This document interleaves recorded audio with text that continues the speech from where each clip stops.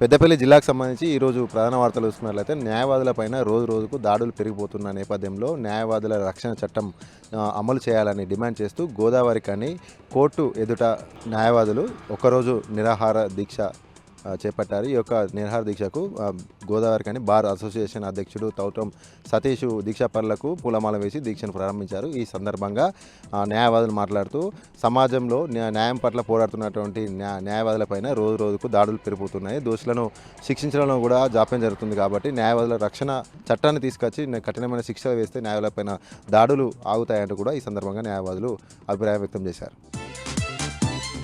అలాగే మరొక ప్రధాన వార్త చూసుకున్నట్లయితే రంజాన్ మాసం సందర్భంగా పేద ముస్లింలకు 10 లక్షల రూపాయల రంజాన్ తోఫా అందించారు సురభి వైద్య కళాశాల యాజమాన్యం. ఈ సందర్భంగా పెద్దపల్లి పట్టణంలోని ఎంబీ గార్డెన్లో నిరుపేద ముస్లింలకు 10 లక్షల రూపాయల విలువ గల నిత్యావసర సరుకులను అందజేయడం జరిగింది. సురభి వైద్య కళాశాల ఆధ్వర్యంలో ప్రతి ఏటా కూడా 10 లక్షల రూపాయల విలువ చేసేటువంటి నిత్యావసర వస్తువులు రంజాన్ మాసంలో ముస్లిం సోదరులకు అందిస్తున్నామంటూ కూడా ఈ సందర్భంగా వారు వెల్లడించారు. అయితే 10 లక్షల రూపాయల నిత్యావసర వస్తువులను పంపిణీ చేసినందుకు గాను మైనార్టీ సోదరులంతా కూడా ముస్లిం సోదరులంతా కూడా సురభి వైద్య కళాశాల యాజమాన్యానికి ఘనంగా సన్మానం చేశారు.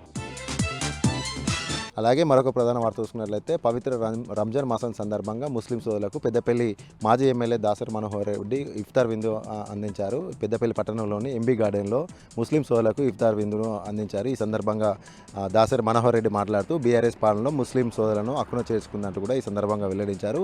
ముస్లింల సంక్షేమం కోసం బీఆర్ఎస్ పాలనలో ప్రత్యేక పథకాలు కూడా అందించి ముస్లింల అభ్యున్నతికి తోడ్పడ్డామంటూ కూడా ఈ సందర్భంగా ఆయన వెల్లడించారు.